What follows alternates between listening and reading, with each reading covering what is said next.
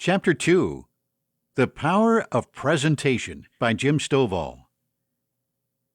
It's easy to believe that we live in a world of solid objects, concrete boundaries, and absolute facts.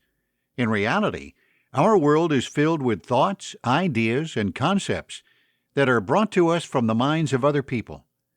The way that these thoughts, ideas, and concepts come to us is through a complex vehicle we call a presentation.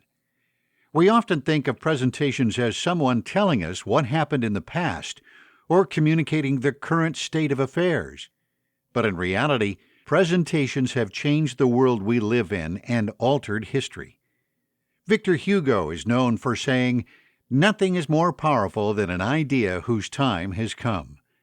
An idea only becomes powerful when it can be shared with others in the form of a presentation. I have long been fascinated by communicating with others through a variety of presentation methods. Today, as a professional speaker, I have the privilege of making presentations to literally millions of people, but I also run an international television network, have authored over 30 books, 6 of which have been turned into movies, write a weekly syndicated column, and do a weekly national radio program. Each of these methods of communicating are simply different ways to make a presentation. One of my movie partners may have said it best when he stated, "When you can tell a great story, you earn the right to communicate your message." In our world of instant communication, many people are confusing contacting someone with truly communicating with other people. Just because you have a message doesn't make it relevant, and just because you've delivered your message doesn't mean you've communicated. And even if you've communicated, it doesn't mean your audience has received the message you intended. Your presentation is the only conduit between you and your audience. It's much like a broadcast in that it can be delayed, distorted, corrupted, or even canceled, leaving your audience with a faulty presentation or no presentation at all. The only thing that may be worse than not communicating is to assume you have communicated when you truly have not delivered your message. Over 20 years ago, I discovered an amazing career generically known as professional speaking. I believe we're all put here on earth for a reason, and I discovered a major part of my reason for being here the first time I walked onto a stage to make a speech. It felt like putting my foot into my shoe. It just fit. I found that I could deliver humor, deep emotion, and powerful information that could influence my audience far into the future. At the highest level, professional speakers are extremely well compensated. After a number of years of struggling to the top of the profession, I found myself being paid as much for a 1-hour speech as the average family in my state receives in annual income. Partially as a result of this windfall, I made a commitment to do one speech for free for each one for which I am paid. These pro bono speeches are generally made to nonprofit organizations and schools in my hometown and surrounding area. During one of these unpaid speeches, I met an unforgettable individual named Rev Charles Neal. Rev Neal had been the head of a local congregation and nonprofit organization in my hometown for many years. At the time we met, he was in his late 80s and was one of the most vibrant and vigorous individuals I ever met. As we were introducing ourselves to one another, I couldn't help but notice he had a very pronounced and compelling British accent. When I asked him about it, he told me he had grown up in England and had not moved to America until after World War II. As our conversation continued, I realized that Rev Neal was one of the most well-read, well-traveled, and most interesting people I had ever met. After the day of my speech, we stayed in touch and exchanged thoughts, ideas, and a number of recommended book titles. I clearly remember the day I was talking with Rev Neal about the greatest public speakers of all time. I had been collecting audio recordings of the best speakers and presenters throughout history. I shared with Rev Neal my enthusiasm for the speeches and presentation style of Winston Churchill, and I told him Winston Churchill was one of the best speakers I have ever heard. That was when Rev Neal pulled back the curtain and revealed a significant part of his earlier life when he told me that he had worked for Churchill during the war and for several years after World War II. The plot thickened when he told me he had worked for Churchill as a speechwriter and had actually written Churchill's famous Iron Curtain speech. There are times in life when you find yourself communicating with someone as an equal or a peer when you discover that they are a world-class talent within the area of your discussion. Reverend Neal was very kind and continued to treat me as an equal and one of his contemporaries in the speaking arena. Then he asked a question that powerfully influenced my perspective on the realm of presentation. He remarked, "You mentioned Churchill was one of the best speakers you have ever heard. Who do you believe was the best?" This created a potentially awkward situation, as I had not known of Reverend Neal's relationship to Churchill when I had made the statement.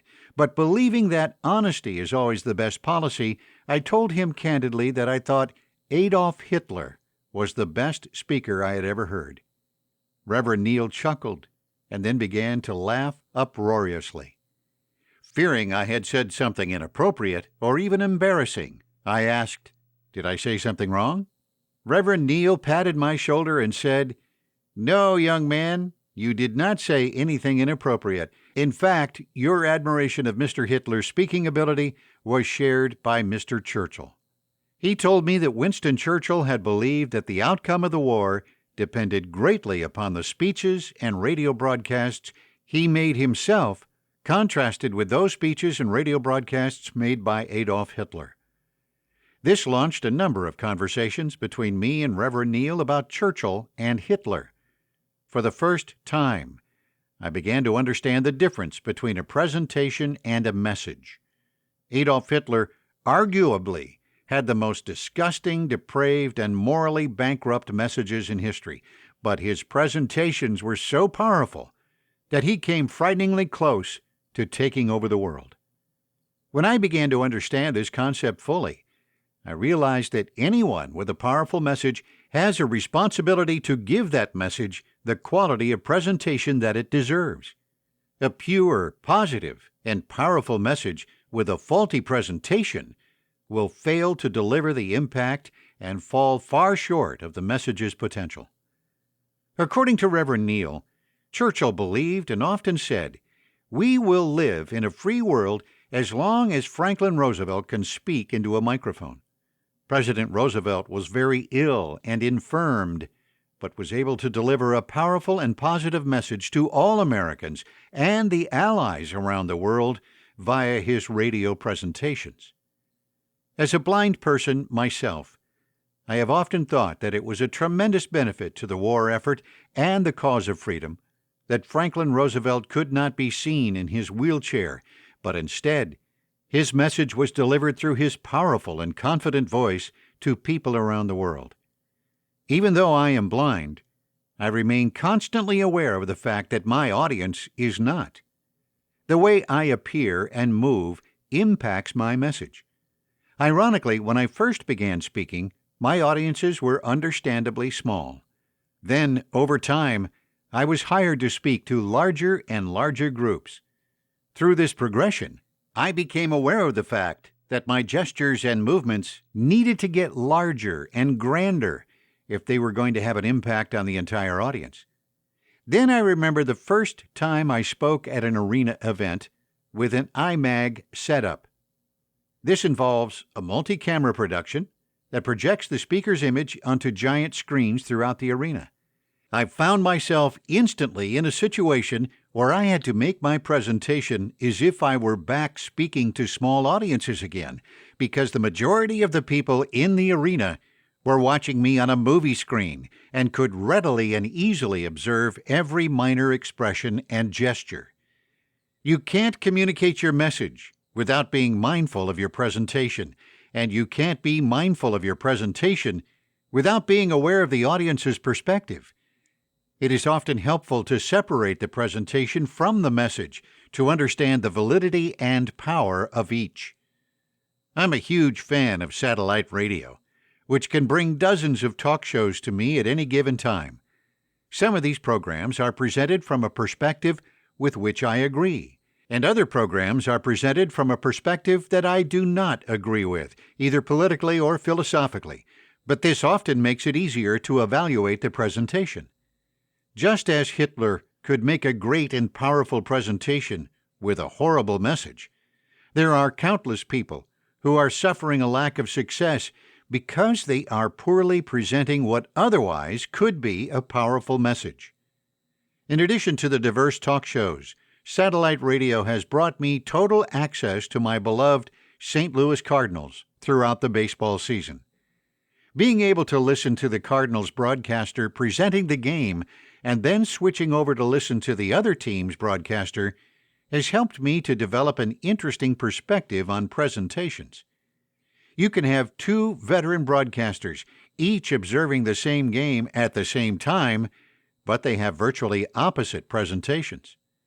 What may be a great play and tremendous effort in the presentation of the Cardinals broadcaster may be a poor effort and disappointing result in the words of the opposition's broadcaster. Presentation is always a product of perspective. We always have a bias, and the most honest and objective way to deal with our bias is to reveal it up front as part of the presentation.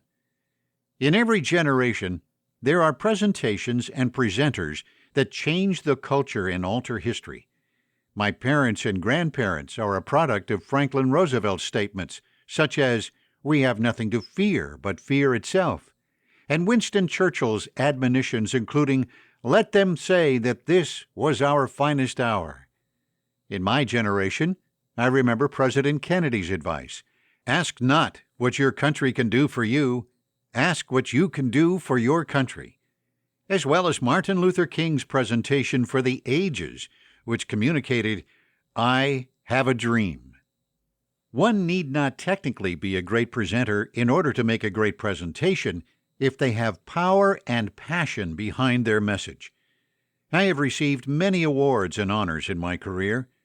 They are humbling and an attribute to my colleagues who have dedicated themselves to our message and the presentations we make. I am very proud to have been recognized as the International Humanitarian of the Year. Previous recipients of this honor included Jimmy Carter, Nancy Reagan, and Mother Teresa. Mother Teresa had won the award prior to the year they were recognizing me, so I did some research so I could honor her appropriately in my own acceptance speech. Among the many inspiring and life-affirming stories I heard and read about Mother Teresa was one about a particular presentation she made.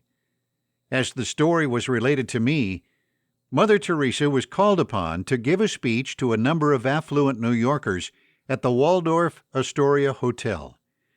Mother Teresa had been working constantly for months in India with orphans who lived under the most difficult and impoverished conditions imaginable. Coming from that realm of disease and hunger into the opulence of the ballroom and being confronted by an affluent and somewhat arrogant audience, Mother Teresa decided to alter her planned presentation. She had been scheduled to speak for a full hour after the sumptuous dinner, but as she was introduced, Mother Teresa walked to the podium and delivered a poignant presentation that took only a couple of minutes. She looked over that vast audience of privileged patrons and stated, "Last month, in my country, 1,000 children died because they didn't have enough food to eat. And this month in my country, another 1,000 children are dying because they don't have enough food to eat. And I fear that next month in my country, still another 1,000 children will die because they don't have enough food to eat. And as I look out over this audience, after the wonderful meal you have consumed, I am struck by the fact that you don't give a damn." Mother Teresa paused at that point in the presentation to allow her audience to react to her words. And then she concluded by saying, "And the worst thing is that most of you are more concerned by my use of a 4-letter word than the lives of 3,000 children." Mother Teresa left the podium and walked off the stage as the audience sat in stunned silence. Those who had expected an hour-long presentation of hope to be delivered by one of the world's best-known humanitarians may have been disappointed. Technically, her presentation may not have been a success, but when you understand that a record-breaking amount of money was raised that night, resulting in many sick children being treated and fed, you would have to conclude Mother Teresa gave both a powerful and a successful presentation. The success of a presentation can only be measured against the presentation's purpose. A presentation can teach, inform, inspire, or entertain. The most entertaining academic lecture that did not deliver the lesson could never be considered a success. The most humorous motivational presentation that failed to inspire did not meet its goal. And the most technically correct presentation that was intended to entertain but left the audience unfulfilled could not be considered worth the time and effort that the presentation required. Presentations have changed the world in which we live. Presentations have impacted every area of our lives. The very best and the very worst presentations are both impactful. It's easy to observe the power and impact of a great presentation, while the results of a poor presentation in the form of negative impact and wasted potential are not so readily apparent. Delivering a presentation is not just a job or a task to be fulfilled. It is a responsibility that carries consequences far beyond the presentation. We are all a product of the presentations that have been made to us in the past, and we influence those around us on a regular basis through the presentations we make.